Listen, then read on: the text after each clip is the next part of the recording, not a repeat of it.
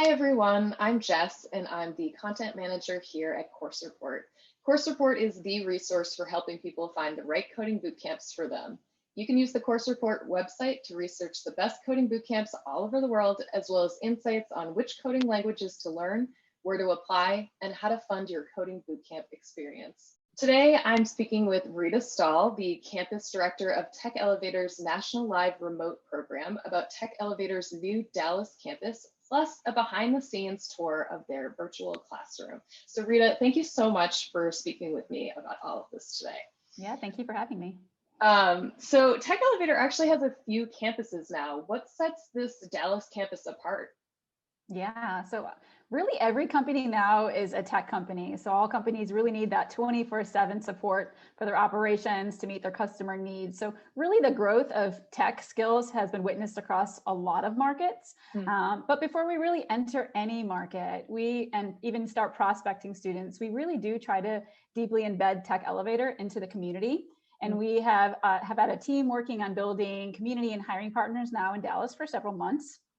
I think one of the really special characteristics of Dallas is that it has a really high concentration of Fortune 500 companies. There's 24 right now. It continues to grow. And our curriculum has been vetted for those large enterprise size organizations now for just over 6 years. So we're really confident that our curriculum will be a really good match for the hiring needs that we're seeing right now in the Dallas market.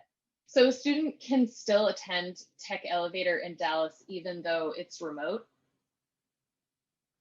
Yeah, absolutely. So we've been delivering this remote classes since March of last year. And just like our in-person classrooms, our curriculum really continues to iterate as the technical needs of our communities evolve.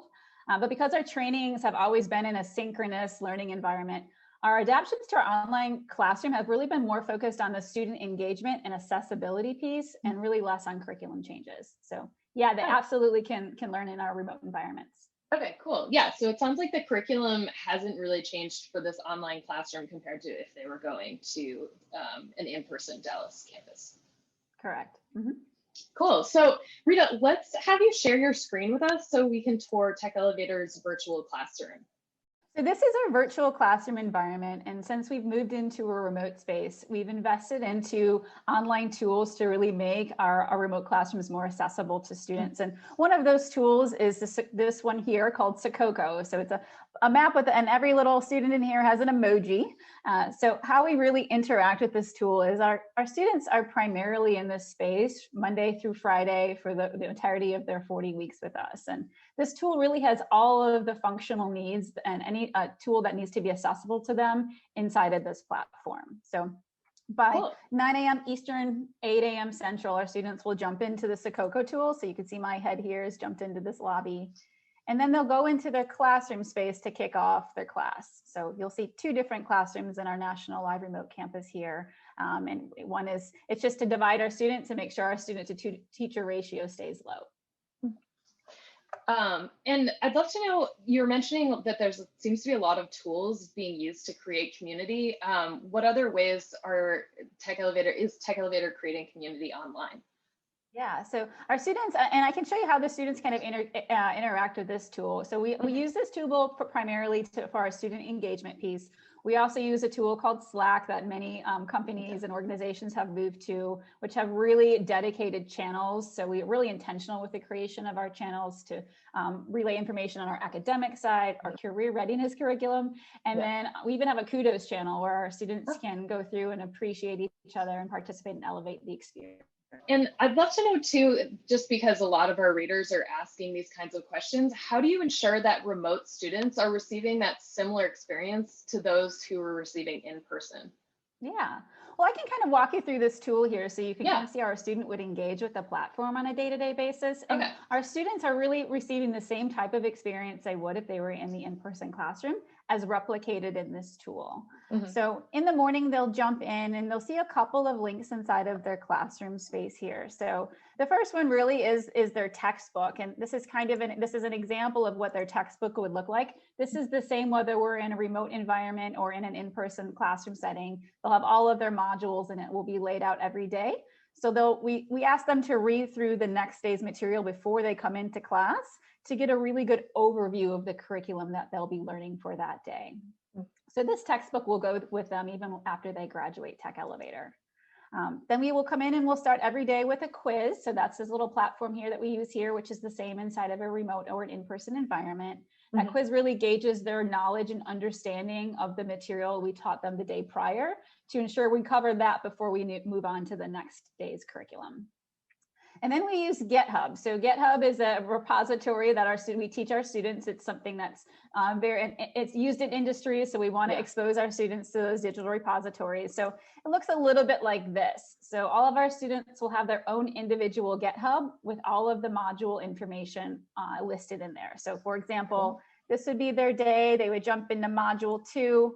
This is what module 2 looks like. So this is all the information that we will cover in module 2. And then we will push them the lecture code and exercises for that day. So the students can very easily come into this platform into GitHub, look at their exercises. And our students, for those that are visual learners here, we also have notes that the students can follow along with every day. So they can take notes on the sheet, or they can go back and add notes if they would like. So they will interact with GitHub in that capacity. And then as they're working through their assignments, this is really just a demo here, but every student will have what's called a grade book. So the students can see their grades, they can come through and see all of the exercise listed, and they can click into each exercise or quiz to see how they're doing, or the notes that the instructors are giving them to say, here's maybe where you're struggling a little bit, and help them rework through those types of assignments. So all of that's going to be inside of Sococo. So they have the links to all of these inside of their classroom space. And then I would say our instructors are available in the afternoons as our students are working through their assignments. So lecture goes from 9 to noonish, or the first 4 hours is typically that lecture time. And then in the afternoon, you're going to see all our students kind of broken up around the room. Yeah. So depending on what time you log into Sococo, the map will look slightly different.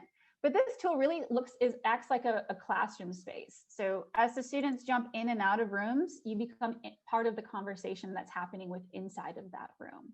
And it's all virtual. So our students are staying face-to-face with each other or their instructors the most of the day here.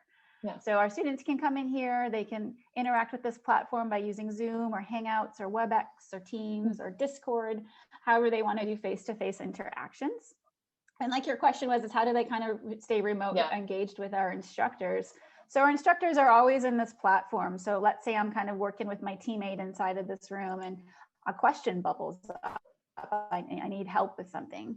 I can go through and find my instructor. Oh, there's Andy.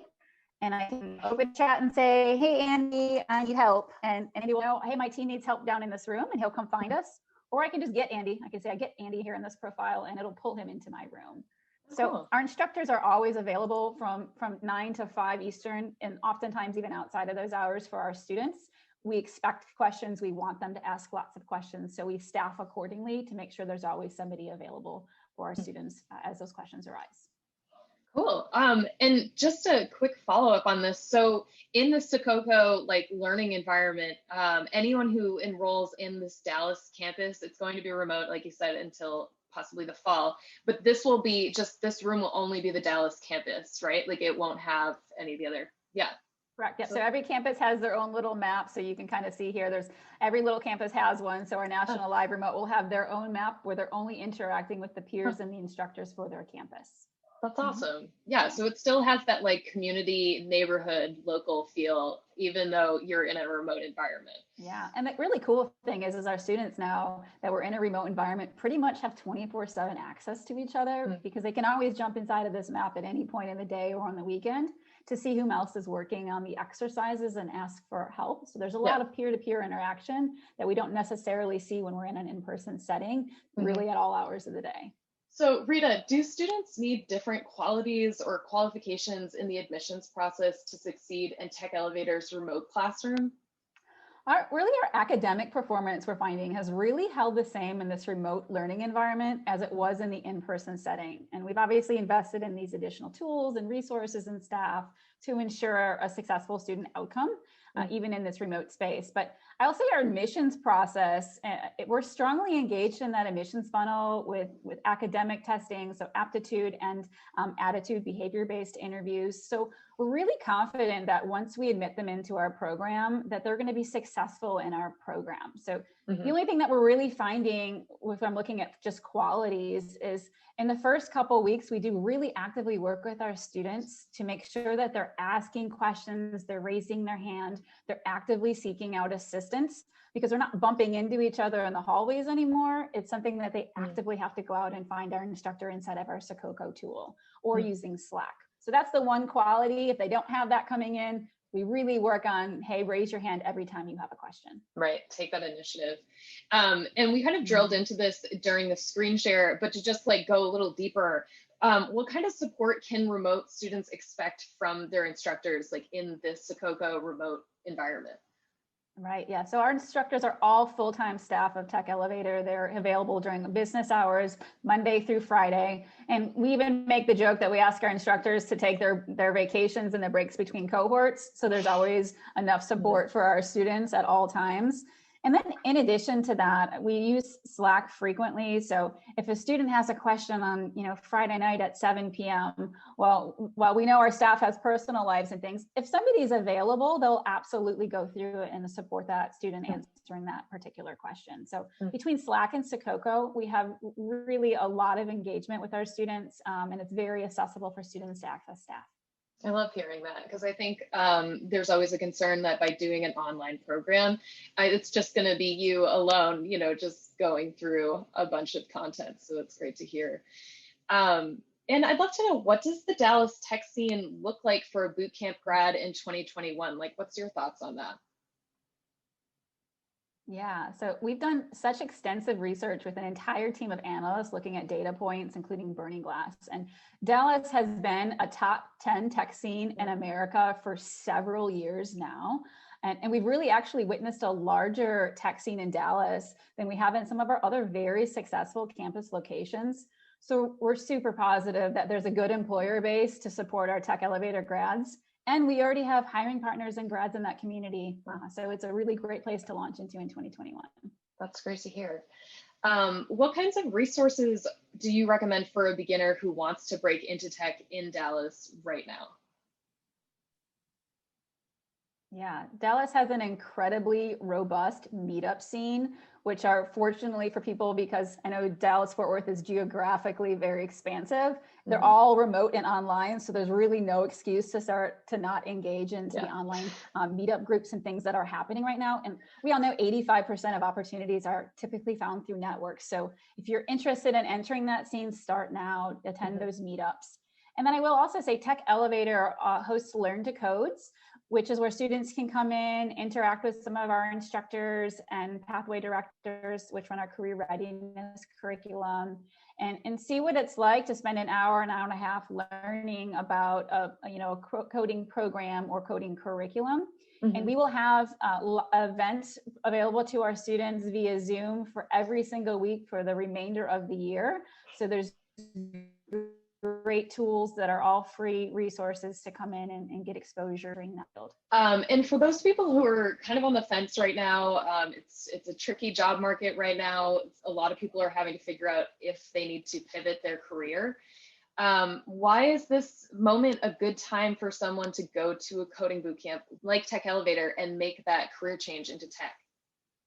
Yeah, the Bureau of Labor Statistics, we always use this stat if you come to an open house, is projecting 1.3 million open computing jobs by 2022. Wow. And over the last year, 112,000 were posted just in the Dallas-Fort Worth area, with just over 4,000 computer science grads leaving those 14 higher education institutions in that area. So we already know that there's a talent supply gap happening in the Dallas community. So even despite a recession, the tech industry has shown remarkable resiliency, and it's a great time for people to develop these technical skills, align themselves with the current and growing opportunities that are available in this sector that we'll see for the foreseeable future.